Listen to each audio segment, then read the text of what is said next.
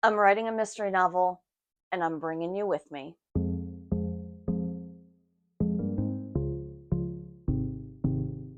So, if you have followed me for any length of time, then you are aware that I have been struggling with my writing. If you are new here, my name is Dakota Rebel. I am a romance author.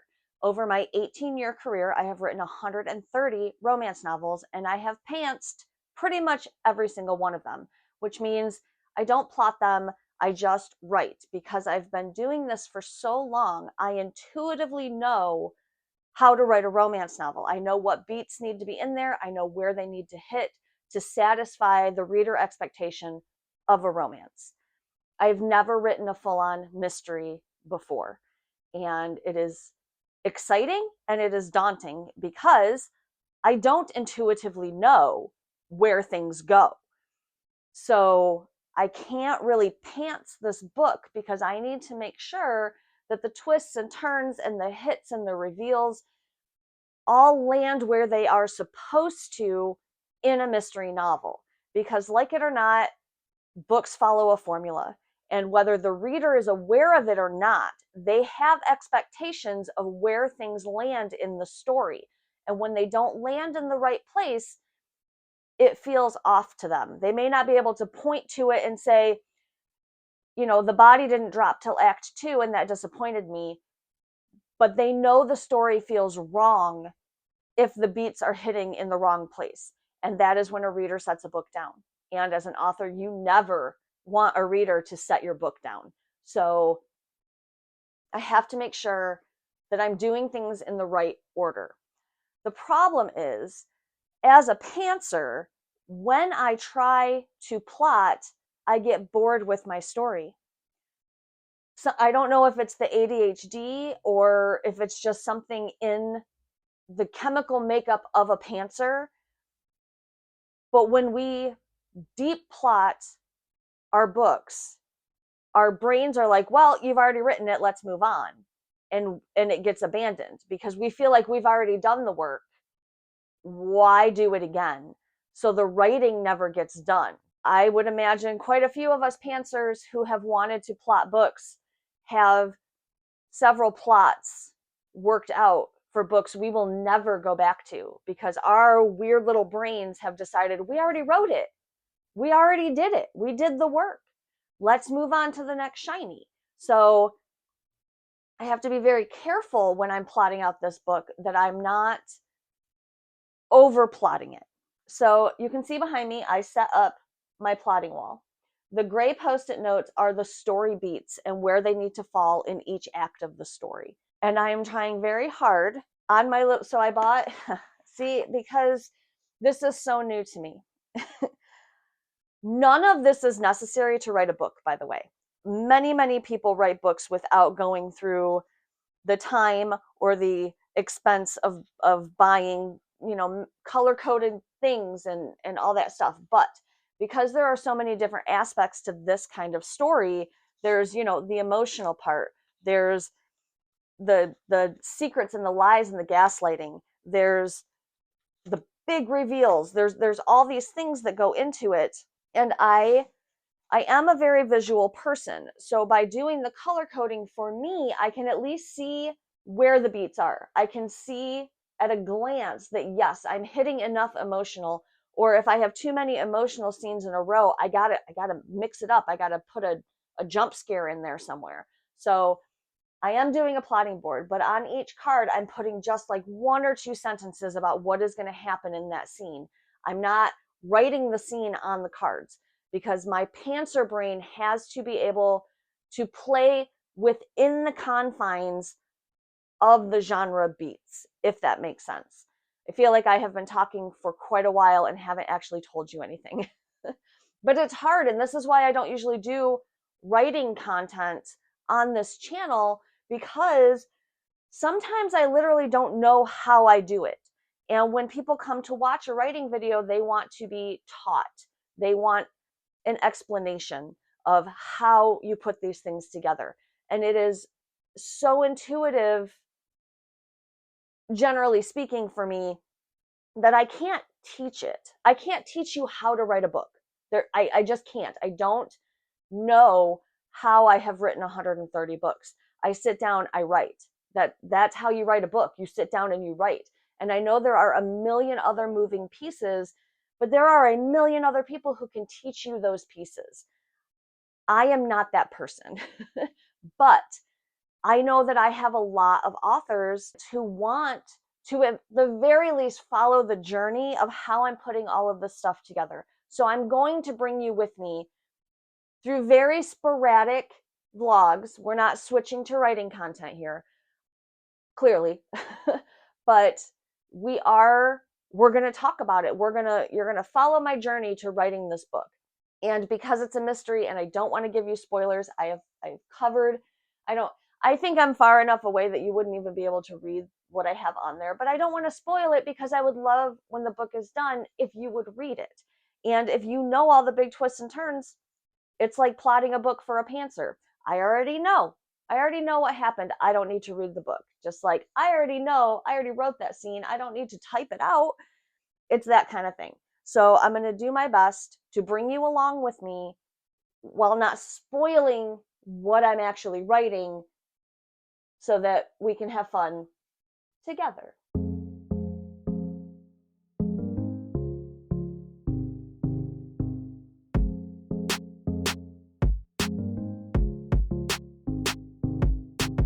So at its core, the book, I got like the log line, right? Like the what you would see like in small print on a book cover, or whatever. The tagline of the book is, one secret can ruin a life, 100 can end it.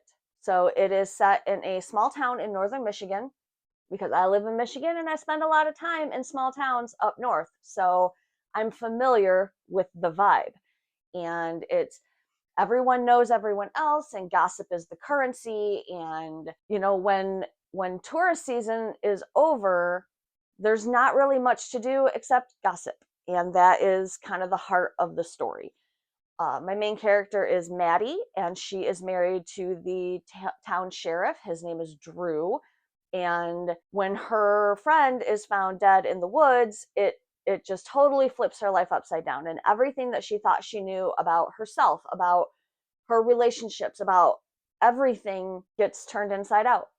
And I'm still working through, right? Like it's been like a week that I've been sitting with this story, and I've been trying to scribble down every single idea, every single what if, every secret that I think is being, is hiding under the current that's going to come out later. Everything I can think of, I am just scribbling down. It's going right in my writer's notebook in a giant mess of just scribbles, because I need to get it out, because I don't want to miss anything that the muse is trying to tell me.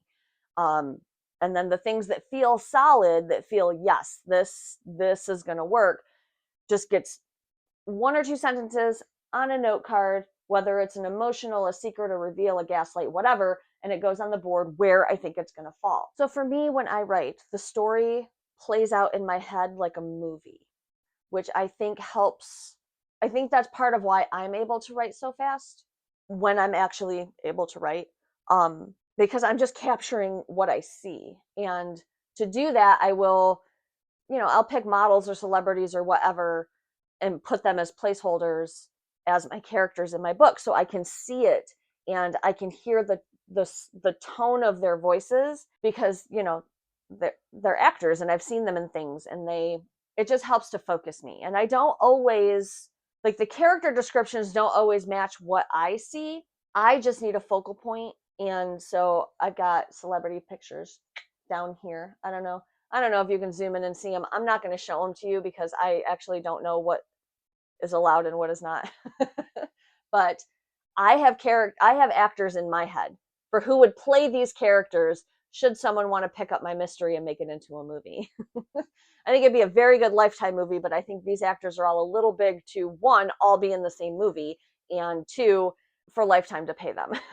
But, baby steps. Let's write the book before we start worrying about getting it turned into a movie. But yeah, that is how it plays out in my head, like a movie. And then I just capture it as I'm writing. And it just, I don't know, maybe that's why some of my books feel so strong, is because they're kind of, they move like a movie would move, as opposed to necessarily how a traditional book would move. I don't know. But I have, I'm going to try to show you without like showing you. So I have like notes everywhere in here. Ooh, that was the cover. I don't know if you saw that. I wasn't ready for a cover reveal. So, but I've got like just tons of notes in here. And then I've got my sprint trackers, which I'm excited to start using again. I'm excited to sprint. And yeah, it's just good. Like, it's good. The story is good. And it's been a while since I could say, you know, this story is so good, but it is. And I'm excited. I know, obviously, the beginning, and I know the end. It's everything in the middle that I need to fill in. And I've got some, but it's not nearly enough, obviously. But I did start writing. I have almost 1,000 words this morning, and it feels so good. Like, it's been so long since I've sat down to write and actually gotten words to come out. And it's fantastic. It's very exciting. And what's so funny, so my last book was Broken Chords, and it came out, I think in August. I should look because I've said it a couple times. I still don't know when it came out. And it's the 4th book in my Rockstar series, and it's a romance, and it's really good, and I loved it, and it turned out fantastic. But I wanted to move from Broken Chords straight into the next book in that series, which is called Lead Me Not, and it wouldn't come. I couldn't get anything. So I'm like, okay, well, it doesn't have to be a Rockstar. Maybe, you know, I let that series stew and let people get caught up, and I move on to just a different romance.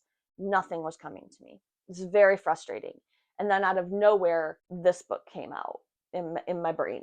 And I was like, yes, this is it. We're just going to switch genres. If I can't get the romance to come out, then we are just going to totally do a 180 and switch to something completely different. I woke up at 4 o'clock this morning with ideas for Lead Me Not. Because now that whatever was stuck has the floodgates have opened. And now I have 2 book ideas that want to be written. And that's a wonderful feeling after months and months of writer's block. I'm not knocking it at all. I don't know that I have the stamina or the energy to work on 2 books at once. I've done it before, and it can be done, and it can be done well. I don't want to lose this one. I want this one. I have faith that even if I lose what's trying to come for Lead Me Not, it will come again. Because at my core, I am a romance author. I love stories. I love to read them. I love to write them. Love stories are my heart. This is my fire. This is such a passion project, and I don't want to lose it. I want to write this book. So this is the book I am going to work on. And I will probably, if Lead Me Not also won't leave me alone, it gets scribbled notes, but it doesn't get a document. I'm not writing that book. I am writing this book. And one of the things that is scaring me about this process, right, is that I don't write mysteries. So my readers don't read mysteries, they read romance. And I was struggling all last week, and I keep trying to put off the decision because it doesn't matter till the book's written, but it's like, do I put this under a new pen name?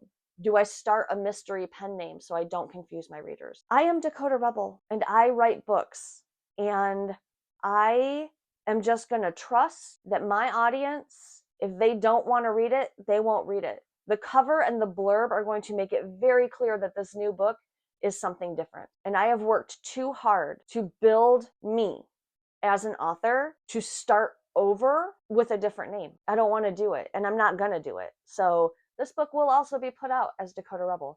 You know, and I don't see that changing. There was kind of like a, you know, just like a release when I put Dakota Rebel on the cover that I made. It was like, yes, because this is still a Dakota Rebel book. My voice is my voice. My voice is why you keep showing up for me, you know, video after video after video. And I can't change that, and I don't want to change that.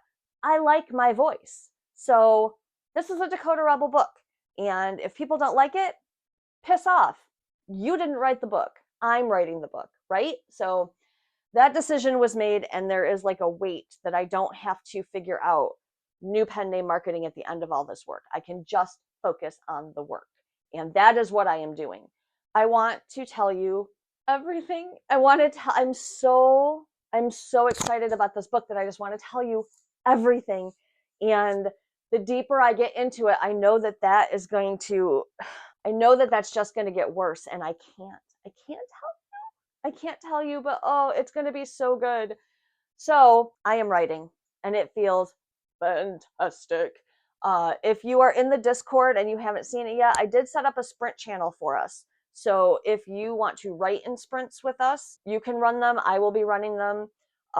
If you aren't a writer, but you like to like clean or crochet or paint or whatever in Pomodoro sprints, you can join us too, because you don't have to write to work in sprints with us. It's just a focus technique. And if you are not in the Discord, it comes with the squad membership that's available in my shop, linked down below. It's $2. It's a one-time fee to join the membership, and it just keeps trolls out of the Discord. So you get, more access to me. There aren't a ton of people in the Discord. We talk about planners. We have an accountability channel. We have the sprint channel now. We have a channel for perimenopause. We have general chat, and it's just, we are making real friendships. And I would love for you to join the squad and come hang out with us on Discord if you're able to. It's just such a beautiful community, and I'm so excited that we're building something there, here and there, and it's great. So if you have $1.99, we'd love to have you in the Discord. It's just fun. I'm having fun, and I got so many lovely comments on my last Rebel Ramble that you could just see how lit up I am because I'm writing again. And it's not just that. I mean, can I tell you, the twinkle lights have been such a vibe. Like, that has also helped my mood shift. I come in here, I turn all the overheads off, I turn on those twinkle lights, and I write, or I plot, or I play stupid games on my phone, and I watch like an autumn ambiance on the TV that's behind this camera. These lights have shifted the mood of my office, and I want to be in here. I want to spend time in here now, which leads to, I see the board, I see the laptop, I gotta write. And it's so odd when a $2 purchase, it was $2 for a box of lights, can completely shift your mood, right? Like, it's crazy. And with this, it wasn't the dopamine of spending the $2. It's the dopamine of, look at how cozy and romantic my office feels now that I have changed the board to have pictures of things that I love. Now that I have these cute lights, now that I've set up this TV for relaxing and for music and for whatever, like, just small shifts to my environment have helped shift my mood. And I think that is what brought the muse back to me. I think that it was hiding because I was hiding. And now that I'm coming back out of whatever, I don't think it was burnout. I really don't. It didn't feel like burnout. Plus, I hadn't done anything. I don't know what it was, but coming out of it, there's just this clarity, and it is magic. It's magic. And I'm grateful to have a story idea that I am obsessed with. I'm grateful to be waking up at 4 a.m. with story ideas instead of hot flashes. It's just been great. And so I'm very excited to work on this book. And like I said, I'm going to bring you with me as much as I can. And it's just great. And I'm excited. And I'm glad that you're here for it. So I am going to go get to work. And like I said, if you want to come sprint with us in the Discord, it's linked down in the shop thingy below. Also, I mentioned this in my ramble, but since not everybody watches my rambles, all of my physical merch is on sale through the end of November for holiday gifts. If you were so inclined to get someone like a chaos hoodie or a rebel hat or some stickers or something, all of it is 25% off through the end of November. If for some reason Fourth Wall doesn't show it on the item, you have to put it into your cart. It frustrates the crap out of me. And I don't know if I did something wrong or if their storefront is just weird. So if it doesn't show you the sale price on the thing, throw it in your cart and it'll show you there. And I apologize for that inconvenience. Very inconvenient to me as well. I got hoodies and t-shirts and hats and stickers and mugs and all kinds of fun stuff in there. If you haven't checked it out yet, helps me out, and hopefully a discount will help you out too if you were interested in any of that stuff. So I have to get to work. Let me know if you enjoyed this kind of video. I don't know. I feel like I didn't really talk about the writing enough, but you know how I get. And yeah, that just happens. So I am going to bring you along whether you like it or not. So I guess if you didn't enjoy this, maybe skip the future writing videos. But I'm so lit up. I am on fire, and I got to get back to work. So I will see you in the next one. I love you so much. Please don't forget to smash all those YouTube buttons and leave me a comment below. Let me know if you had fun with this. Let me know what other kinds of writing stuff you would like to see from me, and I will figure out if that's something that I am capable of doing for you. I'm always happy to take suggestions on video ideas because sometimes it's hard to come up with this stuff week after week after week, So if you have any ideas of things you want to hear about from me, drop it in the comments because I'd love to hear it. And I will see you next time. Bye.